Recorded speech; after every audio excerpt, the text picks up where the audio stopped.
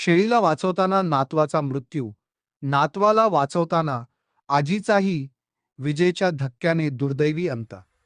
सातारा जिल्ह्यातील माण तालुक्यातून एक अत्यंत हृदयद्रावक घटना समोर आली आहे। एका मुक्या प्राण्याचा जीव वाचवण्याच्या प्रयत्नात आजी आणि नातवाचा विजेच्या धक्क्याने दुर्दैवी मृत्यू झाला आहे। काल दुपारी सुमारे 1:30 वाजण्याच्या सुमारास मार्डी गावातील काळेवस्ती परिसरात ही घटना घडली। सौ मालन विलास काळे या आपल्या 13 वर्षीय नातू सुजित युवराज काळे याच्या सोबत बेन शिवारात शेळ्या चारण्यासाठी गेल्या होत्या।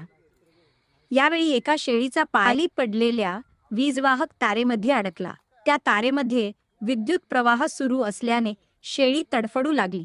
हे पाहताच निरागस सुजित शेळीला वाचवण्यासाठी धावत गेला, मात्र त्यालाही विजेचा जोरदार आपल्या डोळ्यांसमोर नातू मृत्यूशी झुंज देत असल्याचे पाहून आजी मालन काळे यांनी क्षणाचाही विलंब न करता त्याला वाचवण्यासाठी धाव घेतली, पण दुर्दैवाने त्यांनाही विजेचा शॉक बसला। या भीषण दुर्घटनेत शेळीसह आजी आणि नातवाचा जागीच मृत्यू झाला। या घटनेने संपूर्ण मार्डी गावासह परिसरावर शोककळा पसरली असून या दुर्घटनेबाबत वीज वितरण कंपनीच्या निष्काळजीपणाची चौकशी करून दोषींवर कठोर कारवाई करण्याची मागणी ग्रामस्थांकडून